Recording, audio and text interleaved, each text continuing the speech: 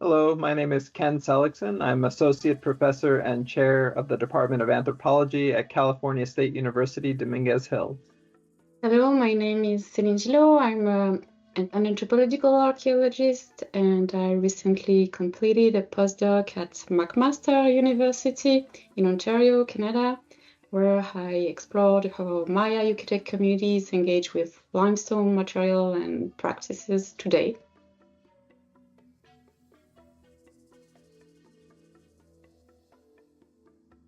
I first became interested in this topic of the special section as a graduate student when I first went down to do my archaeological research in the Puc region of Yucatan as a member of the Bolonchen Regional Archaeological Project.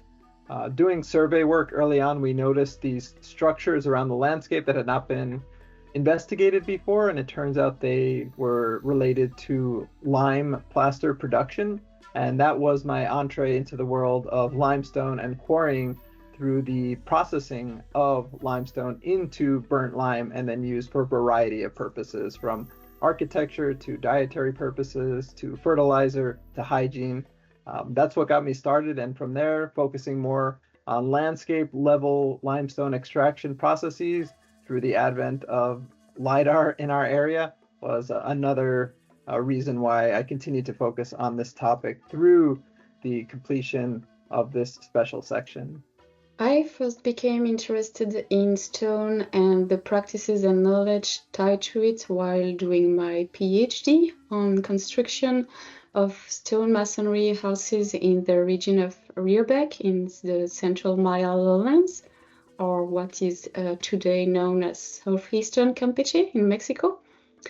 In that work, I began to approach the construction process as a chaîne opératoire, following stone through its different forms and tracing all the steps through which it was obtained, transformed, and ultimately assembled into finished buildings. And this led me to excavate several quarries where I came to realize how much they can reveal. They may not yield the most dense material assemblages we often expect from archaeological sites, but they provide unique contexts that preserve direct traces of stoneworkers and their tools. And in many ways, quarries are among the few places that preserve direct traces of past knowledge and skills.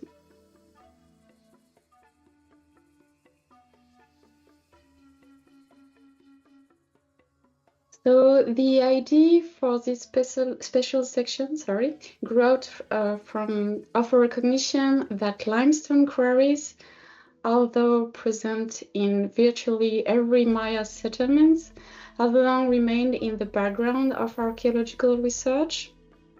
Scholars have tended to focus on the finished buildings, monuments, or objects, but the processes, the places, and people that made them possible, the quarries, the extraction techniques, and the knowledge embedded in these practices were rarely studied in depth. So we wanted to move quarries to the foreground and show how much they can tell us, not just about extraction techniques, but also about the lives of the artisans, the knowledge they carried, and the social and political networks that took shape around these places and activities. The four papers bring together very different approaches, from LIDAR and geospatial analysis to study of lithic toolkits, to archaeological and experimental studies, and to storytelling methods that humanize past processes and practices, and also make archaeologists' work more accessible and meaningful to a wider public. By putting these perspectives side by side, the special section shows both the diversity and complementarity of current research. And it is the time to do that because there has been a broader shift in archaeology toward relational approaches, which encouraged us to see landscapes, material, practices, and people as interconnected rather than isolated. At the same time, there's been a move away from elite-centered narratives to give more serious attention to the craftspeople whose knowledge and labor actually made monumental architecture or sculpture possible. And quarries are a particularly rich entry point for these shifts because they sit at the intersection of so many practices and processes, resource acquisition, technological know-how, collaboration among households, and even the shaping of social and ritual landscape. Bringing these papers together also allows us to reframe quarries not just as sources of raw materials, but as dynamic places where people worked, learned, and negotiated relationship with each other and with their environment. So just speaking to how this special section first got started, Celine and Mary Clark knew that there were several researchers moving forward on quarry studies in the Maya area. There has been such a rich foundation laid by generations of archaeologists looking at the exploitation of quarries from a material culture perspective, looking at the tools, the technologies, the procedures for extracting stone. And Celine and Mary recognize that a lot of researchers today are moving beyond that to more of a relational approach that Celine was mentioning, and brought together a great group of scholars who are addressing this next level of quarry studies from diverse perspectives, incorporating so many local community perspectives as well. So that was the motivation to bring this special section together. And I think all the papers contribute something really significant to this broader question of the peopling of quarries and quarry processes beyond just how the stone was extracted.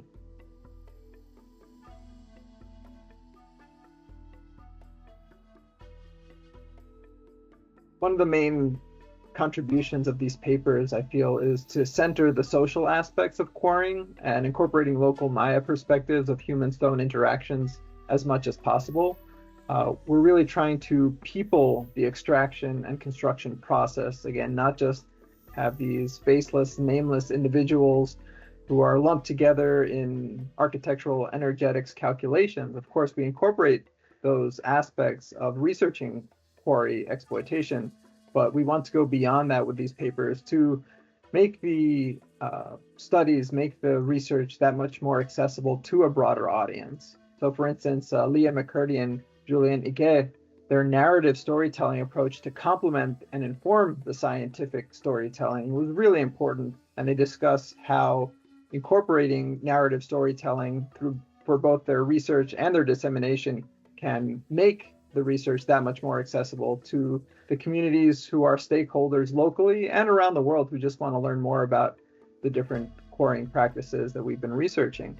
And so the paper by Mary Clark, Rachel Horowitz, and Jason Pauling also recognizes a stoneworker's toolkit that will allow for identification of stoneworking individuals or households farther away from the quarry sites themselves. So we're trying to expand this quarry studies approach to be able to intersect with so many other aspects of Maya society.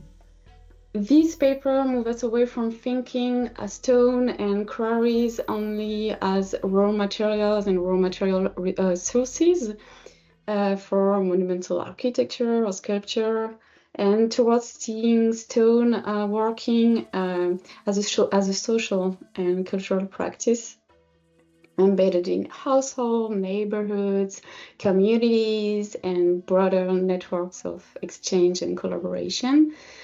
And perhaps I would also add that on a wider level, the papers also reframe Maya landscapes. Instead of focusing only on the monumental centers or standing architecture, they draw attention to the negative spaces, the quarries, pits, depressions that contributed as much to the making of past environments. The paper shows that quarries were not secondary places or invisible places, but keynotes where domestic, social, economic, and even political life unfolded. So it helps us to see Maya landscapes not just as collections of buildings, but as shaped environments, as dynamic places.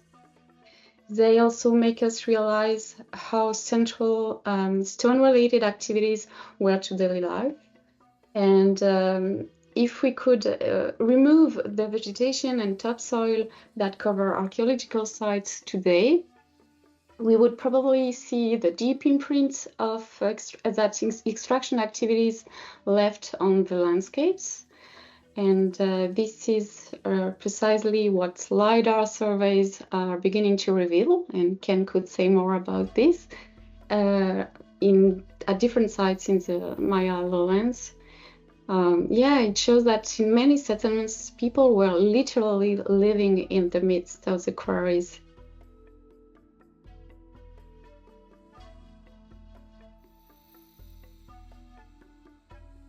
Any archaeologist who works in the Maya area today recognizes, or at least should recognize, the unparalleled insights that local team members bring to the equation. Working with communities who have lived within and experienced the local landscapes for countless generations is a privilege. And so when it comes to things like knowledge of various quarrying techniques or limestone types, it's critical that we center the contributions of our local team members to developing an understanding of ancient quarrying practices, as well as keep in mind the importance of centering their positions as stakeholders in benefiting from the information we join together to unearth. So it's important that the modes of knowledge production and dissemination are accessible to people beyond the academic community, and thus creating animated films or archaeologically informed stories can help make our collective findings that much more real for audiences otherwise averse to engaging with the material. And so, as Céline alluded to, we're using LiDAR data as a starting point for some of our studies, some of which are presented in the special section, where there are quarries just everywhere permeating the landscape. And you can see a lot of them on the ground, especially in areas where the forests have been cleared for agriculture today. But other quarries are just completely invisible to the naked eye, even walking back and forth across the forest floor. So being able to use the LiDAR as a starting point to potentially identify additional quarries just everywhere in the landscape and be able to then visit them and look at them and examine them with the local stakeholders who are team members who may have not even encountered these quarries because they're so well hidden otherwise without the LiDAR. It's a very special and exciting new approach that we can bring to the table in quarry studies, being able to locate almost every quarry on the landscape, many of which are just so incredibly difficult to see with the naked eye. Engaging with Maya and local communities brings two things at once. First, it allows us to understand ancient quarries and ancient quarrying and stoneworking practices in a much fuller way, because contemporary craftspeople still draws on forms of knowledge, technique, and sensory skills that can illuminate what we find archaeologically, and their insights help us move beyond what we see in the archaeological record. And second, it changes the way archaeology is practiced, as Ken mentioned. It makes us more accountable and responsive to the communities whose heritage we are studying. And by working collaboratively with contemporary communities, we are reminded that these landscapes are not only ancient sites, but also living places that continue to hold meaning and value for people. That means that the studies of quarries is not just about reconstructing the past, but also about recognizing the present, how knowledge endures, adapts, and remains connected to people's lives today.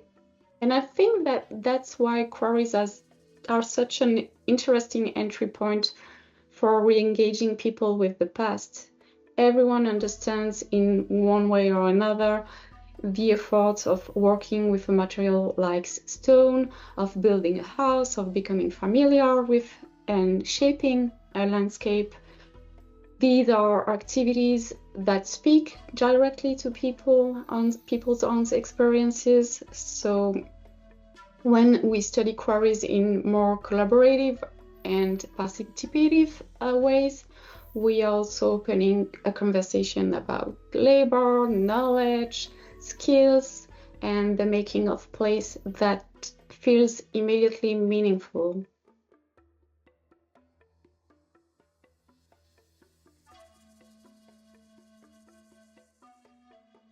Within Mesoamerica, there has been growing interest in craft practices and in looking closely at production contexts, whether in pottery, textiles, obsidian, or metalwork. And these interests have also been linked to new ways of understanding the embedded knowledge and social relations behind material culture. And the papers in this section extend that perspectives to stone, a material that has often been treated as a background resource rather than a focus of study in its own right. So globally, this paper also resonates with quarry studies elsewhere, from the Andes to Europe to Africa, where archaeologists are asking similar questions about how extraction sites were organized, how they shaped surrounding landscapes, and how they illuminate the lives of craftspeople who are often invisible in elite-focused histories. What our section contributes is a shift of focus. It shows that quarries were not simply sources of raw materials, but again, key nodes of social lives, arenas of negotiation between people, materials, and landscape, and places where identities, knowledge, and relationship were forged. We've seen that quarry studies around the world, elsewhere in Mesoamerica, in Eurasia, South America, Africa, Oceania, are also starting to move beyond this focus that Céline mentioned on quarries just as raw material extraction sites to places peopled by individuals interacting with each other and interacting with the stone. And we were just very happy and proud to be able to contribute to this broader discussion around the world, moving quarry studies forward with these contributions from the Maya area.